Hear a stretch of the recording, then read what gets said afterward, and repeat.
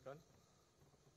Menimbang bahwa sekedar sebagai suatu pandangan hukum sehubungan dengan surat dakwaan M. Yahya Harahap dalam bukunya Pembahasan Permasalahan dan Penerapan KUHP, Penyidikan dan Penuntutan pada halaman 384 menegaskan bahwa penguraian fakta dan keadaan yang lengkap dalam surat dakwaan lebih memberi penjelasan bagi terdakwa dan hakim tentang tindak pidana yang didakwakan. Akan tetapi, surat dakwaan yang tidak memuat uraian tentang fakta dan keadaan secara sempurna dan lengkap tidak mengakibatkan batalnya surat dakwaan.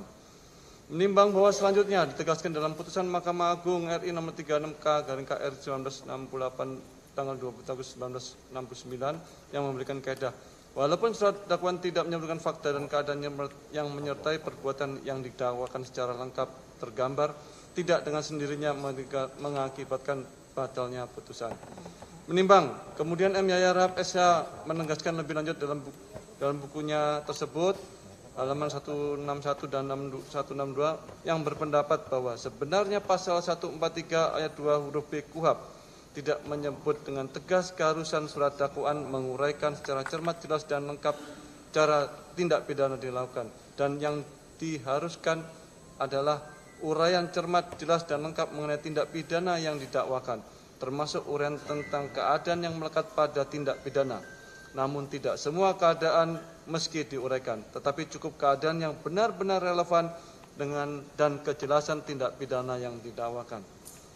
Menimbang bahwa berdasarkan pendapat Dr. Subhana tersebut di atas memperhatikan uraian surat dakwaan penuntut umum dalam perkara ini, majelis hakim menilai bahwa penuntut umum telah menguraikan unsur-unsur tindak pidana yang didakwakan secara cermat, jelas, dan lengkap berdasarkan hal-hal yang relevan dari hasil pemeriksaan penyidikan sehingga menjadi jelas tentang tindak pidana yang didakwakan. Menimbang bahwa merujuk pada prinsip peradilan cepat, sederhana, dan biaya ringan serta asas kepastian hukum, keberatan formil yang tidak diajukan terdakwa dan penasihat hukum tidak cukup beralasan untuk menghentikan proses pemeriksaan perkara ini pada tahap eksepsi. Menimbang bahwa sejalan dengan tujuan hukum acara pidana yang menemukan kebenaran material dan mengadili dengan adil dan benar, maka sebagian keberatan-keberatan terdakwa dan penasihat hukumnya lebih menyangkut aspek pembuktian lebih tepat dipertimbangkan dalam pemeriksaan pokok perkara. Menimbang bahwa berdasarkan seluruh pertimbangan di atas, majelis hakim berpendapat bahwa keberatan eksepsi yang diajukan oleh terdakwa melalui penasihat hukumnya tidak beralasan menurut hukum. Menimbang bahwa oleh karena keberatan eksepsi terdakwa tidak beralasan menurut hukum, maka pemeriksaan perkara ini harus dilanjutkan dalam pemeriksaan pokok perkara.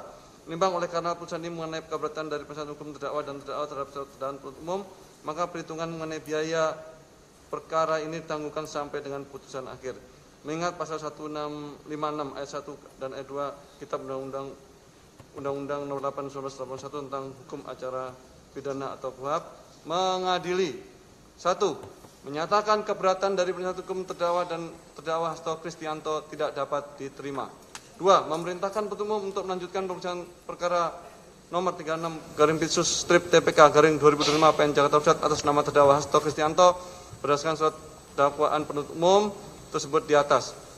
3. Menangguhkan biaya perkara sampai dengan putusan akhir. Demikian diputuskan dalam sidang permusyawaratan majelis hakim tindak pidana korupsi pada Pengadilan Negeri Jakarta Pusat pada hari Kamis 27 Maret 2025 oleh Rios Ramanto SHMA selaku Hakim Ketua, Fajar Kusuma Haji SHMA dan Hakim ad hoc tindak pidana korupsi Dr. Sigit Herman Binaji SHM masing-masing sebagai hakim anggota yang diucapkan dalam sidang terbuka untuk umum pada hari Jumat tanggal 11 April 2025 oleh Hakim Ketua dengan didampingi para hakim anggota Sunoto SHMH dan Hakim ad hoc tindak pidana korupsi Dr. Haji Sigit Herman Binaji SHM berdasarkan penetapan Ketua Pengadilan Negeri Tindak Pidana Korupsi pada Pengadilan Negeri Jakarta nomor 36 Pitsus TPK 25 tanggal 11 April 2025 dibantu oleh Kusuma Wati, panitera pengganti pada Pengadilan Tindak Pidana Korupsi pada Pengadilan Negeri Jakarta Pusat, serta dihadiri oleh Wawan Yunarwanto dan kawan-kawan penuntut umum pada Komisi Pemberantasan Korupsi dan terdakwa didampingi para penasihat hukumnya. Begitu ya putusan yang telah dijatuhkan oleh majelis, dan terhadap putusan ini kepada terdakwa dan penasihat hukum dapat mengajukan perlawanan sebagaimana telah ditentukan oleh undang-undang, dan oleh karena putusan penasihat hukum eksepsi atas penasihat hukum terdakwa ditolak, maka sidang dilanjutkan dengan acara berikutnya, yaitu adalah pemeriksaan saksi.